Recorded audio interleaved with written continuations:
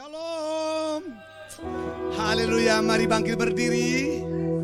Buat saudaraku di tempat ini dan juga yang online, boleh bangkit berdiri. Haleluya, ada sukacita hari ini?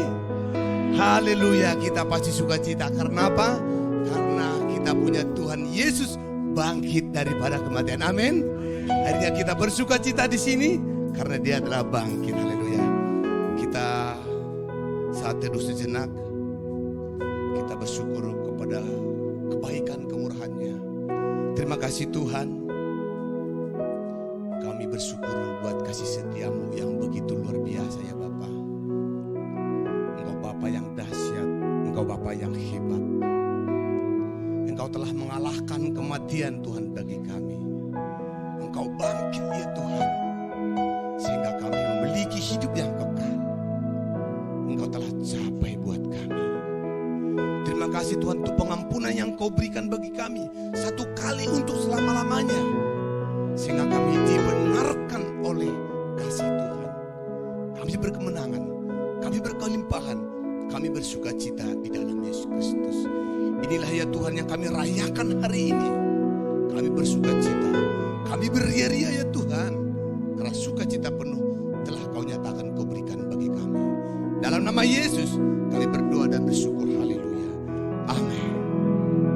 Haleluya. Kita akan bersukacita memuji penyembah Tuhan kita yang dahsyat. Mari masuk dalam hadirat Tuhan.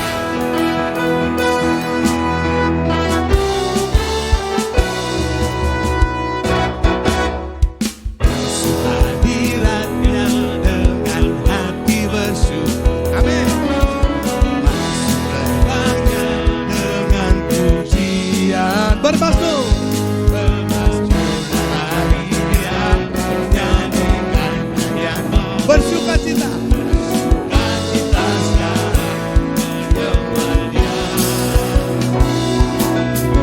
Masuk hadiratnya dengan hati bersih. Amin. Masuk gerbangnya dengan pujian. Amin. Bermasmur bagi Dia, nyanyikan nyanyian baru. Bersukacita sekarang menyembah Dia. Saat hati bersyukur dan jiwa pun bersuka, hadirat Allah nyata dalam pujian. Saat kami menyembah dan tangan pun terangkat, Tuhan hadir dalam pujian umat-Nya. Haleluya. Tetap dalam hadirat-Nya, bersukacita dalam Tuhan. Haleluya. Mari gerakkan tubuhmu ke kiri kanan tanpa sukacita. Hadirat-Nya dengan hati bersyukur, masuk gerbangnya dengan pujian. Bermasuklah bagi Dia, nyanyikan nyanyian baru. Bersukacita sekarang menyembah. Sekali lagi. Masuk hadirat-Nya dengan hati bersyukur, masuk gerbangnya dengan puji. Mari bermasmur bagi Tuhan. Bermasmurlah bagi Dia, nyanyikan nyanyian baru. Bersukacita sekarang, tinggikan Dia. Ya saat hati bersyukur dan jiwa pun bersuka, hadirat Allah nyata dalam pujian. Saat kami menyembah dan tangan pun terangkat,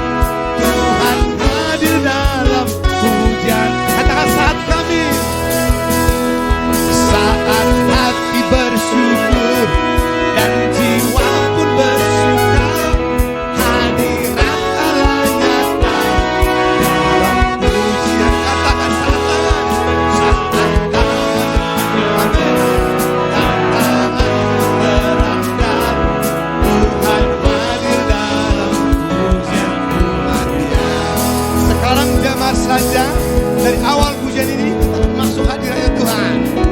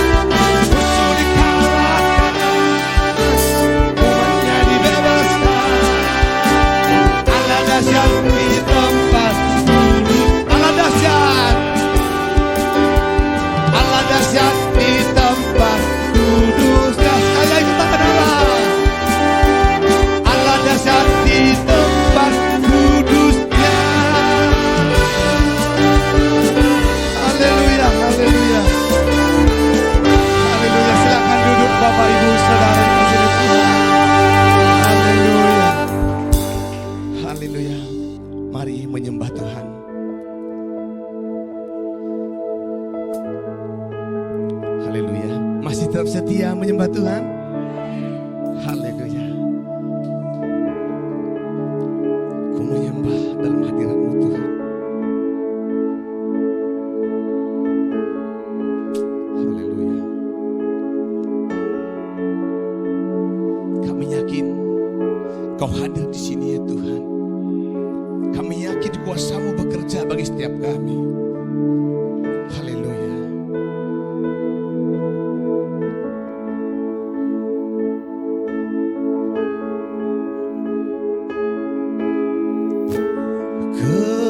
Kekuatanku dalam kudus hadirat-Mu, hampiri tata kasih karunia-Mu Bapa.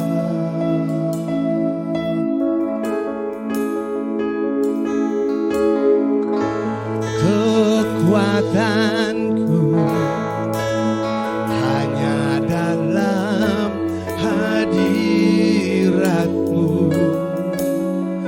Yesusku. Hanya Kaulah segalanya. Katakan ku yakin. Ku yakin Kau hadir di sini. Kami rasakan Tuhan. Ku rasa kuasa yang tak terbatas. Ku yakin Kau nyata di sini. Kemenangan terjadi di sini.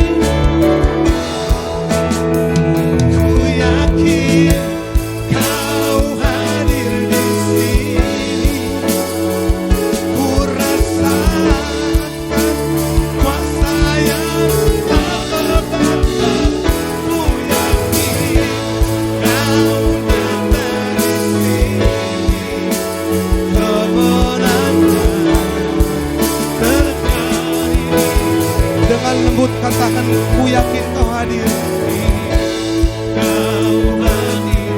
Amin. Rasakan kuasa Tuhan. Amin.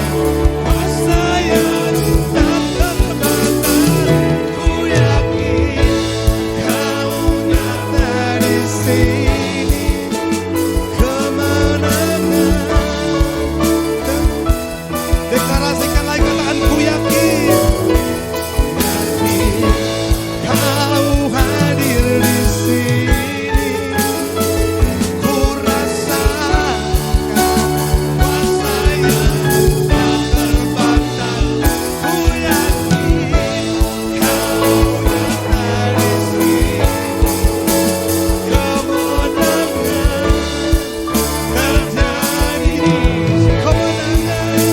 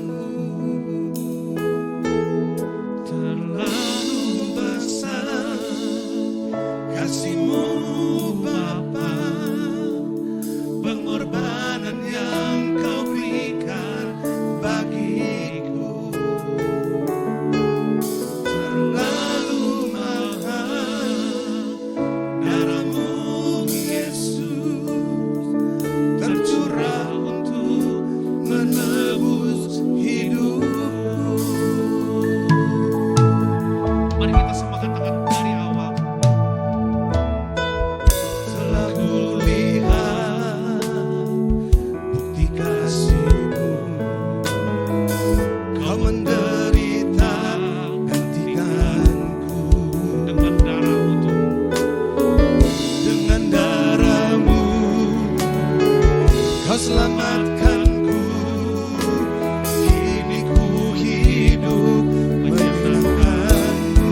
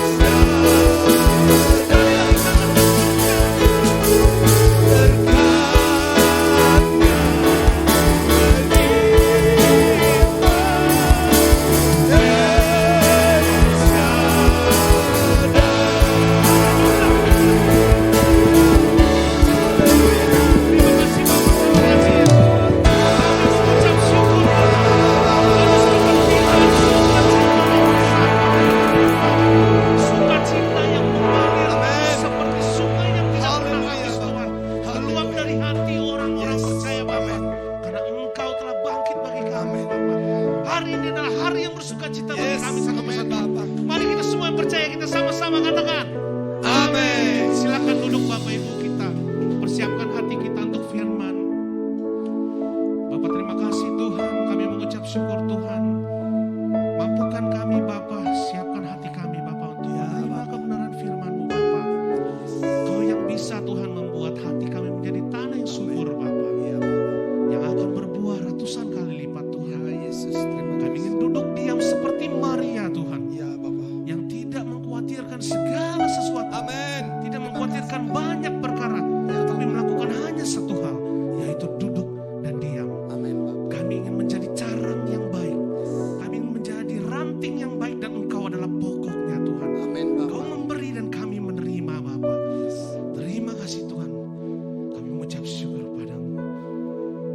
Oke Tuhan. Kami ingin saudara-saudara kita sama-sama Tuhan. Masuk dalam hadirat-Nya. Kita nyanyikan lagu ini. Telah kulihat. Terima kasih Bapa. Kasih yang terindah. Kasih yang terindah. Hati yang mulia. Hati yang mulia.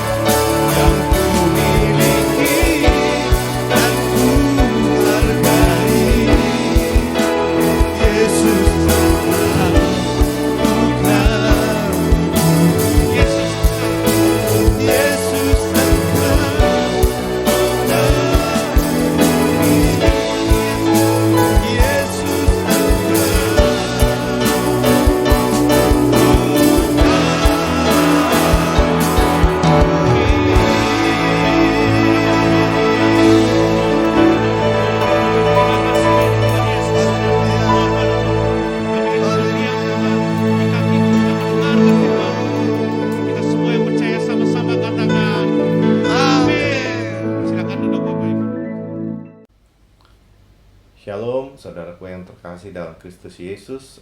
Sebelum kita masuk ke dalam perenungan firman hari ini, saya undang kita semua untuk bersatu hati dan kita mau berdoa sama-sama. Terima kasih Tuhan Yesus buat hari ini. Kau sudah berikan kami kesempatan untuk memuji dan menyembah-Mu Tuhan, untuk meninggikan, mengagungkan nama-Mu. Terima kasih Tuhan buat kesempatan yang Tuhan berikan. Kami boleh mau duduk diam Tuhan, untuk mendengarkan, merenungkan firman-Mu. Biarkan Tuhan pakai mulut bibir hamba-Mu, apa yang mau sampaikan pada kesempatan hari ini, biarkan Tuhan yang urapi, sehingga semuanya Tuhan adalah pesan daripada-Mu, pesan yang daripada Engkau Tuhan buat setiap kami. Dimanapun kami berada, dalam kondisi apapun kami saat ini, kami percaya kuasa Tuhan luar biasa, melampaui segala akal pikiran, memberikan kami semangat sukacita di dalam nama Tuhan Yesus. Kita yang siap untuk mendengarkan sama-sama, katakan amin. Ya, shalom Bapak Ibu saudara sekalian yang dikasihi Tuhan. Kembali lagi kita beribadah bersama-sama, walaupun tidak secara langsung, tapi saya percaya dimanapun kita berada, kita sama-sama punya roh yang sama untuk memuji, meninggikan Tuhan.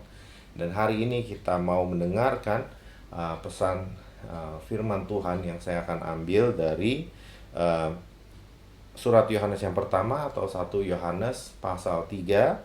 1 Yohanes pasal 3, kita akan baca bersama-sama dari ayat yang ke-16 sampai dengan ayat yang ke-18 ya. Jadi 3 ayat saja dari surat Yohanes yang pertama, atau 1 Yohanes pasal 3 ayat 16 sampai dengan ayat 18 ya.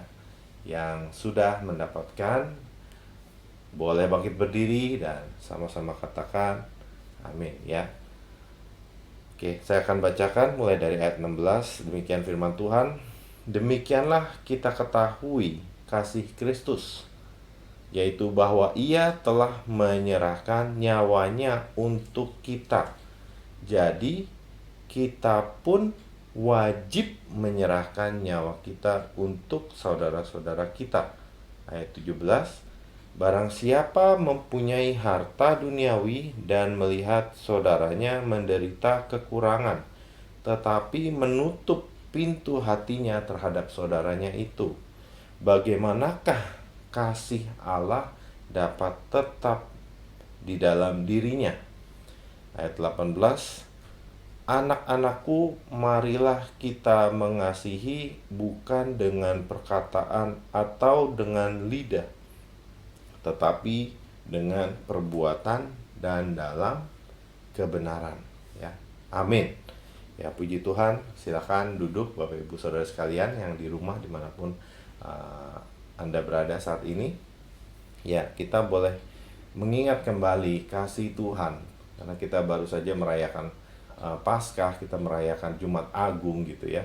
Mungkin beberapa waktu yang lalu kita mendengarkan tema daripada gereja GBN Sampel mengenai jalan yang lebih utama, itu kasih. Kejarlah kasih itu melebihi daripada segala karunia-karunia yang lain ya. Kita mengejar atau mengejar karunia-karunia yang bukan hanya membangun diri kita sendiri, bukan hanya untuk diri kita sendiri, tapi bagaimana kita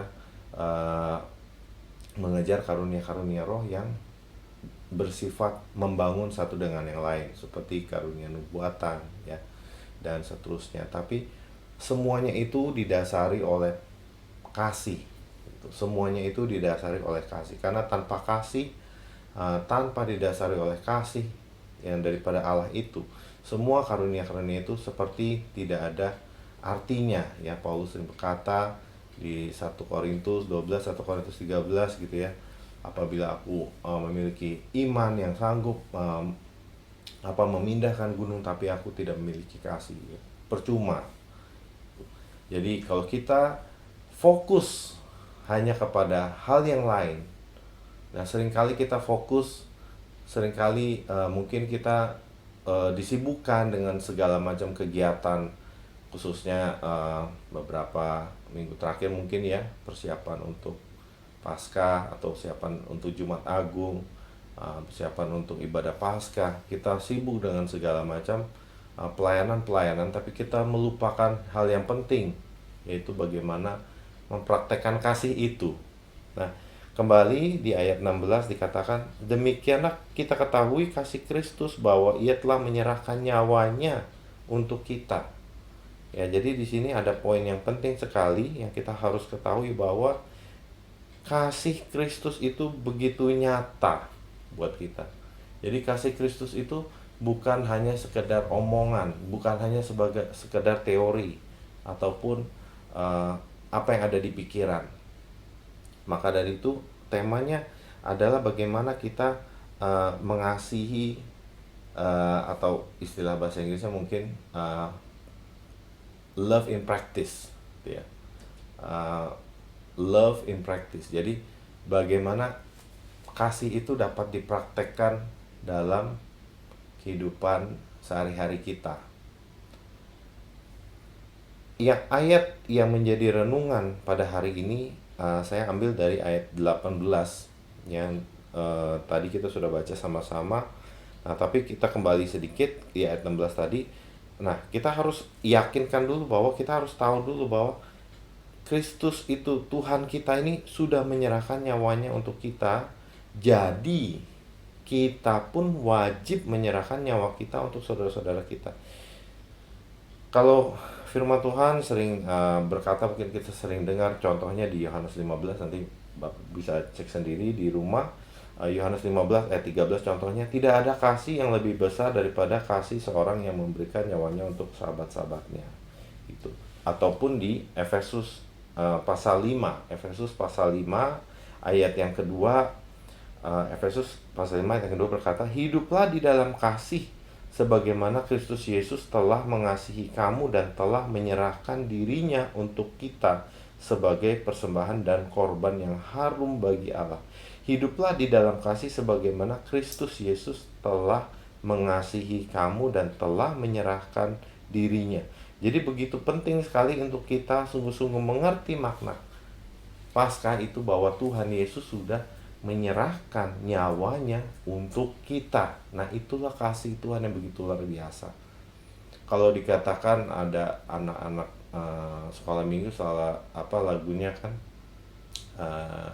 Jesus love me, yes I know, kurang lebih gitu, because the Bible told me so. Saya lupa nadanya bagaimana, pokoknya intinya liriknya adalah di dalam Alkitab selalu dikatakan bahwa Allah begitu mengasihi kita. Tapi kalau misalnya nanti kita tanya kepada orang percaya, orang Kristen, di mana ayatnya? Gitu ya. Di mana ayatnya kalau Allah itu mengasihi kita? Di mana ayatnya? Gitu. Yang real, yang nyata gitu. Bukan sekedar teorinya gitu, tapi yang nyatanya. Nah, ini begitu nyata, sebenarnya begitu nyata mulai dari awal perjanjian lama hingga perjanjian baru, begitu nyata kasih Allah buat kita. Mulai dari Kejadian, ya, bagaimana Tuhan sudah menyediakan pakaian untuk Adam, Hawa, ya, untuk mereka tahu mereka telanjang. Itu kasih Tuhan begitu nyata. Waktu Abraham mau menyerahkan Ishak anaknya, Abraham begitu mengasihi Tuhan sehingga ia mau mengorbankan anaknya. Tapi Allah begitu mengasihi Abraham juga sehingga waktu dia mau mempersembahkan anaknya, Tuhan memberikan gantinya gitu. Dan begitu banyak kita lihat bagaimana penyataan dan kasih Tuhan nyata sepanjang perjalanan bangsa Israel, mulai dari keluar dari bangsa Mesir, perbudakan, kasih Allah begitu nyata, sempurna, pembelaan, penyertaan Tuhan melewati berbagai masalah di padang gurun, ya, nggak ada makanan, dikasih mana, nggak ada minuman, dikeluarin air dari batu dan seterusnya dan seterusnya dan seterusnya, bahkan sampai Raja Daud dan seterusnya dan seterusnya, bahkan sampai kita baca nanti kalau kita renungkan sampai kepada titik puncaknya itu pengorbanan Tuhan kita. Nah, kasih Allah begitu nyata. Tapi kalau misalnya kita lihat yang real, yang real buat kita, yang nyata buat kita ini, Tuhan Yesus sudah menyerahkan nyawanya buat kita. Nah, jadi kita pun wajib menyerahkan nyawa kita buat saudara-saudara kita. Artinya kita pun wajib untuk memberikan. Kalau dikatakan menyerahkan nyawa kita, artinya kita mau menyerahkan. Jadi istilah yang di Galatia 2 ayat 20 itu bukan lagi bukan lagi aku gitu ya. Kalau kita buka di Galatia 2 ayat 20, namun aku hidup, tetapi bukan lagi aku sendiri yang hidup, melainkan Kristus yang hidup dalam aku. Itu hidupku yang kuhidupi sekarang dalam daging adalah hidup oleh iman dalam Anak Allah yang telah mengasihi aku dan menyerahkan dirinya untuk aku. Jadi kembali lagi diulang, ini Tuhan Yesus sudah menyerahkan dirinya buat kita. Gitu. Apakah kita sungguh-sungguh menyadari hal itu ya? Karena kalau kita sungguh-sungguh menyadari hal itu, pasti kita akan mengasihi kembali. Kita akan mengasihi saudara-saudara kita. Kita akan menyerahkan juga nyawa kita, artinya kita mau memberikan hidup kita untuk juga melayani. Kita mau memberikan hidup kita untuk saling membangun, untuk saling mengencourage, istilahnya itu mendukung atau mensupport atau mendorong satu dengan yang lain untuk sama-sama ayo gitu. Kita bangun, ayo sama-sama kita bangun gereja Tuhan, ayo sama-sama kita bangun suami istri misalnya, ayo kita sama-sama bangun rumah tangga yang benar. Kita sama-sama kita mendidik anak kita di dalam Kristus, mendidik anak kita dalam kebenaran supaya mereka juga mengenal Tuhan. Itu. Jadi bukan lagi about us, bukan lagi tentang kita, tapi tentang kasihnya yang begitu luar biasa yang menyerahkan. Maka kita pun harus mau menyerahkan nyawa kita, mau memberikan hidup kita untuk melayani. Itu adalah salah satu tanda yang penting. Kalau kita bilang kita mengasihi Tuhan, Tuhan aku mengasihi Engkau. Kalau kita sadar akan pengorbanan Tuhan dalam hidup kita, kalau kita sadar akan karya Tuhan dalam hidup kita, pasti kita juga akan digerakkan, kita juga pasti mau untuk melayani. Kita mau untuk memberikan nyawa kita, artinya hidup kita ini yang kita ada sekarang kita pakai gitu. Kita pakai bukan hanya untuk diri kita sendiri. Bukan hanya untuk for me, for myself, for I. It's about me. It's about I. Tapi it's about other people. It's about our brothers and sisters. It's about saudara-saudara seiman kita yang membutuhkan kasih itu. Ya, jadi yang poin pertama sangat penting sekali bahwa kita harus menyadari begitu besarnya kasih Kristus untuk kita. Dan kita pun wajib menyerahkan. Karena saya teringat lagi dengan satu firman Tuhan di Filipi 1 ayat 29 ya. Filipi 1 ayat 29 dikatakan seperti ini, sebab kepada kamu dikaruniakan bukan saja untuk percaya kepada Kristus, melainkan juga untuk menderita untuk Dia. Itu senang ya kalau percaya kan gitu. Tuhan, saya percaya. Yohanes 6 gitu kan, kalau dikatakan murid-murid Tuhan bertanya, Tuhan, apa yang harus kulakukan? Kan? Melakukan kehendak Bapa, apa yang harus kulakukan? Tuhan Yesus cuma bilang, kamu percaya. Gitu. Percayalah pada Dia yang diutus. Percaya pada namanya. Percayalah kepada Dia. Percaya pada Tuhan Yesus. Oh, senang. Tapi kalau dikatakan sebab kepada kamu dikaruniakan bukan saja untuk percaya pada Kristus, melainkan juga untuk menderita untuk Dia. Waduh, ntar orang bilang, ntar dulu gitu. Saya mau mendapatkan berkatnya, tapi saya nggak mau tuh melayani capek, gitu kan. Melayani itu capek. Wah, disakitin, nggak dihargain, ya kan. Seringkali difitnah dari belakang, ditusuk dari belakang, gitu. Wah, nggak enak. Kalau udah masuk, katanya udah masuk ke dalam pelayanan di gereja, isinya orang-orangnya gitu. Kalau yang dilayani itu baik-baik semua istilahnya gitu kan. Kemarin kita diskusi kalau lagi fellowship itu enak ya kalau menggembalakan domba-domba, tapi istilahnya domba-dombanya tuh baik-baik semua gitu, nggak ada yang aneh-aneh. Ayo kita kesini, ayo semua nurut. Ayo kita kesini, ayo kita pelayanan kesini, semua nurut, enak gitu. Tapi kalau misalnya ketemu yang ayo kita baca firman Tuhan, atau ayo kita ikut pemuritan, nggak ada yang mau ikut. Ayo kita doa pagi jam 5 pagi, nggak ada yang nongol gitu, karena nggak enak kan. Kalau misalnya suruh doa pagi-pagi, aduh kalau doa jangan pagi-pagi deh. Bagaimana kita mau mengasihi saudara-saudara kita kalau kita doa aja nggak mau, kan contohnya seperti itu. Nah, kembali lagi ke 1 Yohanes pasal 3 tadi. Nah, jadi tadi yang dikatakan di ayat 18 ya, poinnya tadi, anak-anakku marilah kita mengasihi. Nah, jadi tadi poin pertama adalah mengasihi, wajib kita untuk menyerahkan nyawa kita itu adalah bagian daripada kita mengasihi. Makanya penulis yaitu Yohanes ya, Rasul Yohanes itu berkata, anak-anakku ya, anak-anakku marilah kita mengasihi. Tuh, anak-anakku, kalau kita lihat di atas tuh berapa kali dikatakan anak-anakku gitu. Kalau ada kata-kata anak-anakku seperti di atas di ayat 7, kalau kita baca 1 Yohanes 3 ayat 7, anak-anakku jangan membiarkan seorang pun menyesatkan kamu. Itu adalah sesuatu hal yang seperti nasihat atau wejangan yang sangat-sangat penting. Karena ia begitu mengasihi, Yohanes juga begitu mengasihi jemaat, begitu mengasihi gereja yang ia layani di sini. Sehingga dia berkata bahwa yang pertama, kalau misalnya kita baca di backgroundnya, kita tahu bahwa banyak pengajaran-pengajaran palsu. Makanya dikatakan, anak-anakku jangan sampai ada orang yang menyesatkan kamu. Itu yang pertama. Lalu nanti ada lagi di bawah lagi yang kita baca tadi, anak-anakku marilah kita mengasihi. Artinya ini adalah hal yang penting gitu. Makanya diulang-ulang, sebenarnya sengaja diulang-ulang.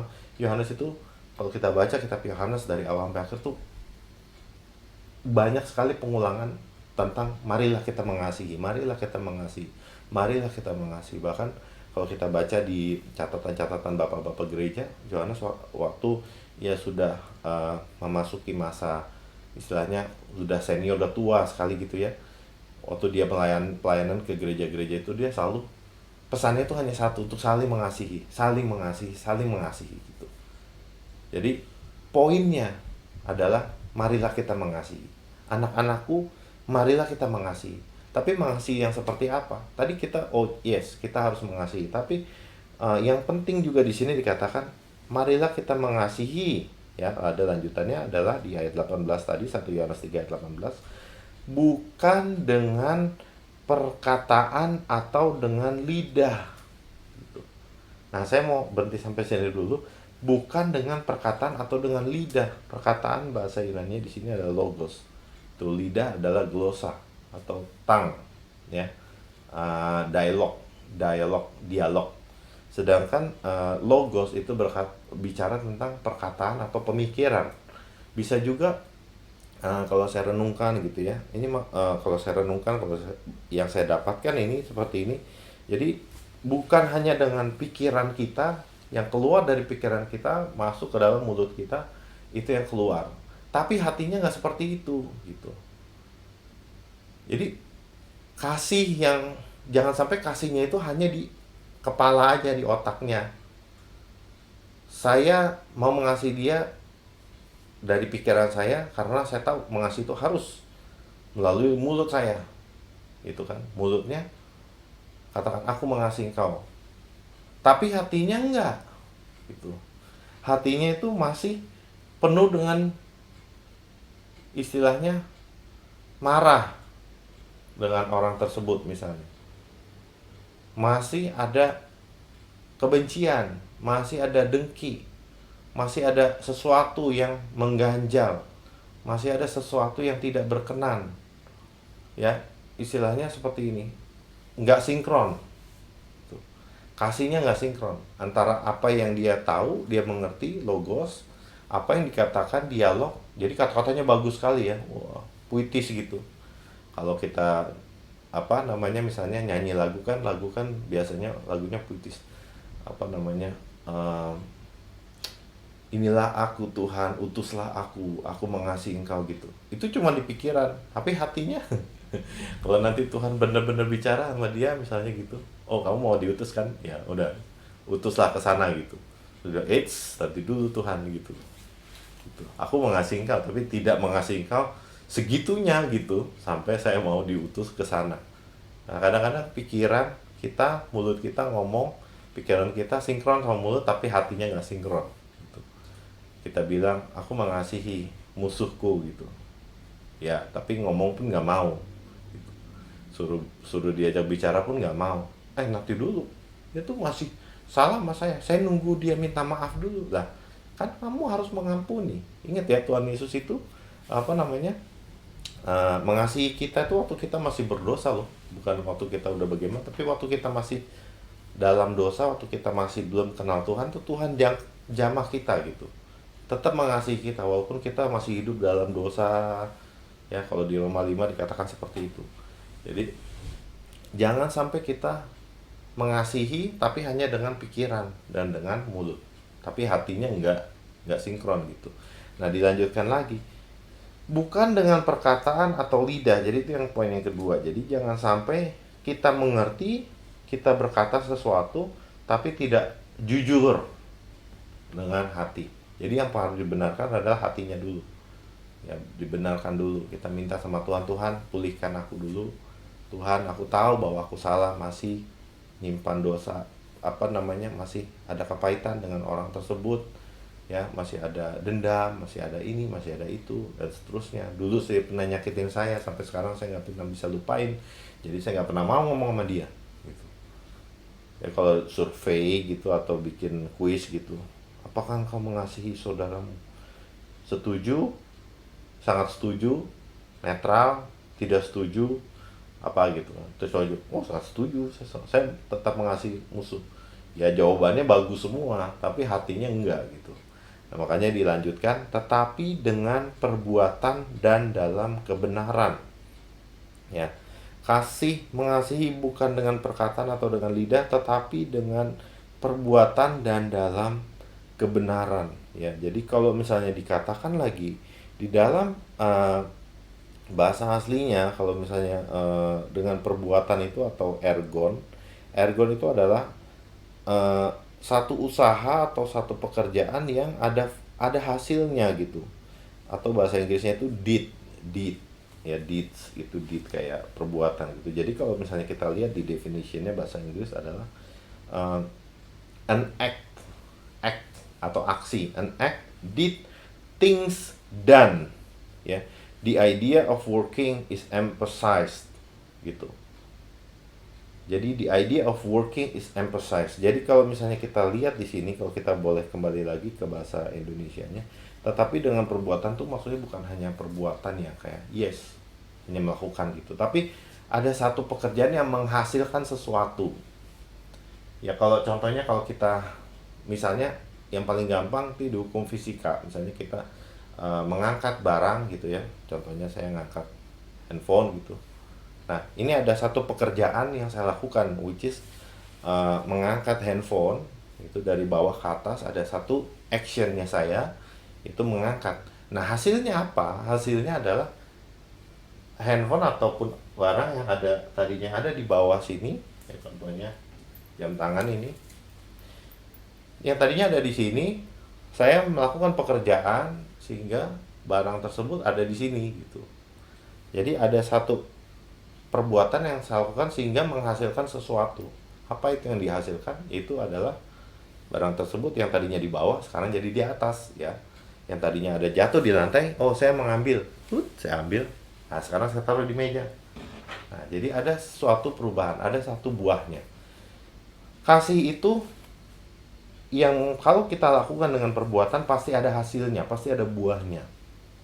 Kalau kita baca, seringkali kita baca di dalam firman Tuhan mengenai buah roh, ya kan? Buah roh di Galatia. Nanti baca sendiri di rumah.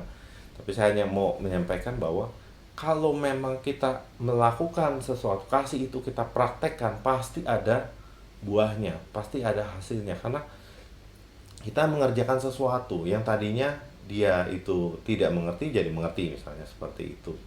Jadi kita harus bekerja sedemikian rupa atau melakukan sedemikian rupa, itu kasih itu disertai dengan satu action sehingga memang ada buahnya, ada buahnya gitu. Saya percaya bahwa di mana kita melakukan sesuatu dalam kebenaran ya. Jadi lanjutannya adalah melakukan tetapi dengan perbuatan dan dalam kebenaran. Dalam kebenaran. Ingat ya, Tuhan Yesus selalu bilang, I am the way, the truth, and the life. Itu bahasa Inggrisnya. Akulah jalan, kebenaran, dan hidup. Gitu. Kebenaran ada di dalam Kristus. Jadi kalau kita melakukan kasih itu, kalau kita mengasihi dengan satu action yang nyata dan di dalam kebenaran firman Tuhan, di dalam kebenaran firman Kristus, ya, semua yang ada di Alkitab ini ada firman Tuhan, kita lakukan dalam firman Tuhan itu, kita lakukan dengan melihat pada firman Tuhan itu, ya, bagaimana kita mengasihi. Contohnya kalau kita lihat dalam kebenaran, contohnya kalau kita buka di 1 Korintus 13 yang paling sering kita baca tentang kasih. Contohnya seperti ini. Ini bicara tentang perbuatan, ya. Kasih itu sabar, kasih itu murah hati. 1 Korintus 13 ayat 4, 5 dan seterusnya, ya. Saya akan bacakan saya di bagian 4. Kasih itu sabar.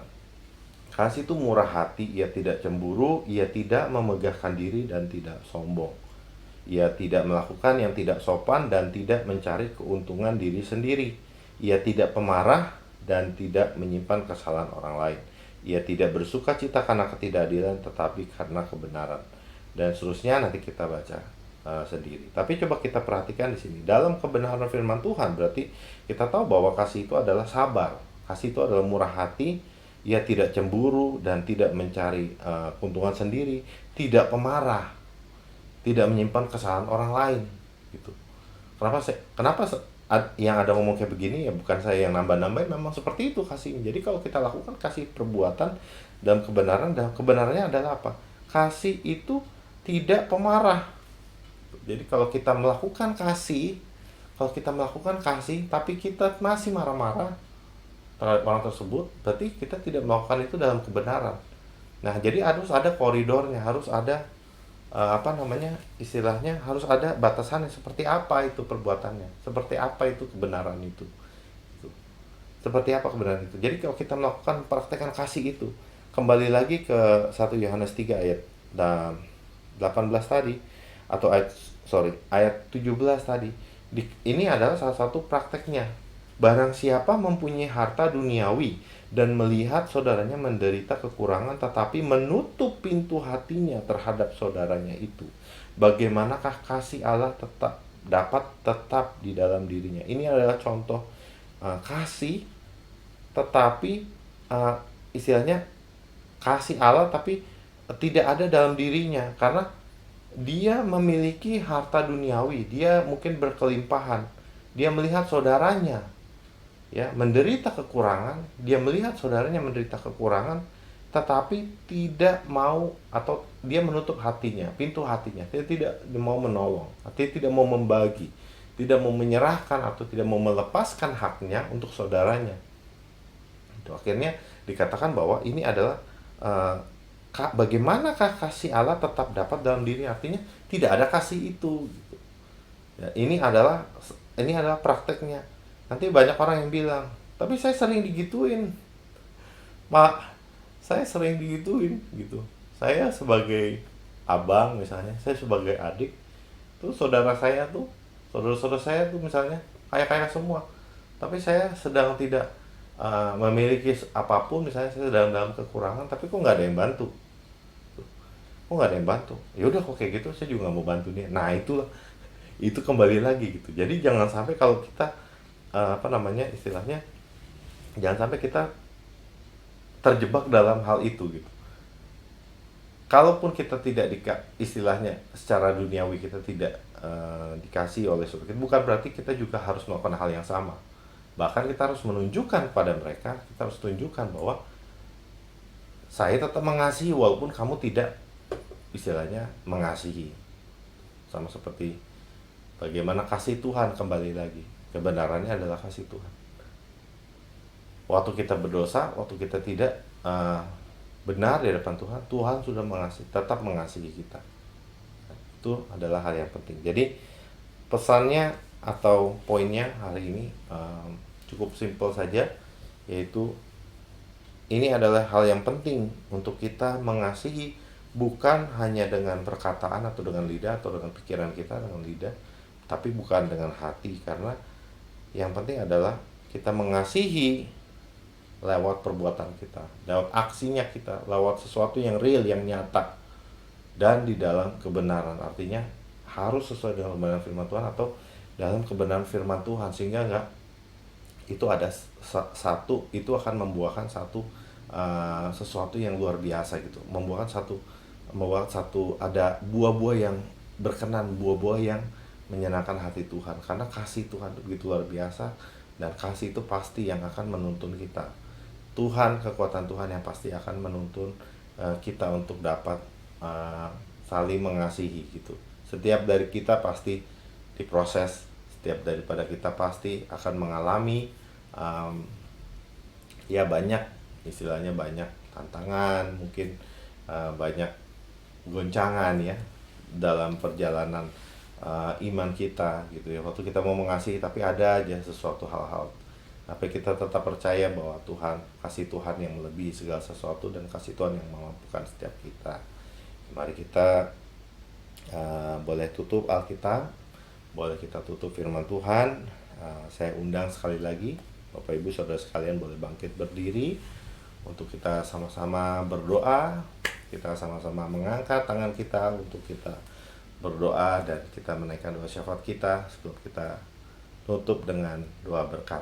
Ya, sekali lagi, terima kasih Tuhan Yesus buat kasih-Mu yang begitu luar biasa, pengorbanan-Mu di atas kayu salib buat setiap kami Tuhan. Di saat kami berdosa, di saat kami tidak percaya, di saat kami tuh sungguh-sungguh Tuhan mungkin mengatakan sesuatu yang tidak baik tentang Engkau Tuhan. Mungkin kami dulu tidak percaya, bahkan kami Tuhan menghujat nama-Mu Tuhan Yesus, tapi Engkau begitu mengasihi kami Tuhan. Engkau panggil setiap kami Tuhan, dan kami saat ini boleh ada Tuhan dalam persekutuan dengan Engkau Tuhan, dan kami begitu menyadari begitu kasih-Mu Tuhan atas setiap kami, dan kami mau juga Tuhan mau menyerahkan nyawa kami, artinya kami mau Tuhan dipakai Tuhan untuk menjadi berkat, untuk melayani saudara-saudara kami mungkin yang belum mengenal Engkau, mungkin saudara-saudara kami yang belum masih setengah-setengah Tuhan di dalam Engkau. Kau pakai dan Kau urapi setiap kami. Terima kasih Tuhan, biarkan kami boleh mengasihi Engkau Tuhan. Kami mengasihi, saling mengasihi saudara-saudara seiman kami, saling mengasihi orang-orang di sekitar kami, tapi bukan hanya dengan pikiran kami, dengan perkataan kami, dengan lidah kami, bukan dengan kata-kata yang manis, tapi benar-benar dengan satu perbuatan yang nyata Tuhan di dalam kebenaran firman Tuhan. Terima kasih Tuhan Yesus, kami terus angkat tangan kami Tuhan, kami mau berdoa untuk gereja Tuhan, khususnya untuk gereja GBN Sampel, baik yang ada di Australia maupun yang ada di Indonesia, di Jakarta atau di Bali, di Babulu, dimanapun Tuhan, di Karawang Tuhan Yesus yang dalam perintisan. Biarkan Tuhan memberkati Pastor Ivan dan semua tim pelayanan yang ada di Australia maupun yang di Indonesia, dan kami percaya juga Tuhan akan pakai gereja-Mu secara luar biasa untuk membawa berkat, membawa banyak Tuhan jiwa-jiwa Tuhan untuk datang untuk mengenal Engkau Tuhan Yesus secara pribadi. Terima kasih Tuhan Yesus, kami juga terus berdoa buat kota di tempat di mana kami tinggal Tuhan, negara di mana kami tinggal Tuhan, dan berdoa buat pemerintahan kota kami, pemerintahan negara kami Tuhan, berikan hikmat, berikan takut akan Tuhan untuk pemerintahan Australia, Indonesia Tuhan, sehingga di mana kota di mana kami tinggal Tuhan diberkati luar biasa, dan kami juga menjadi terang, jadi berkat buat kota dan bangsa di mana kami tinggal. Terima kasih Tuhan Yesus. Berdoa juga buat setiap jemaat Tuhan yang sedang dalam kesakitan ataupun dalam pergumulan, dalam permasalahan. Tuhan memberkati, Tuhan mengurapi. Terima kasih Tuhan Yesus. Mari kita angkat kedua tangan kita untuk menerima berkat yang daripada Tuhan itu, kasih daripada Allah Bapa, anugerah daripada Tuhan Yesus Kristus, serta persekutuan dengan Roh Kudus menyertai Bapak Ibu Saudara sekalian kita semua, mulai dari sekarang sampai selama-lamanya. Kita yang percaya sama-sama katakan amin. Selamat hari Minggu, Tuhan Yesus memberkati.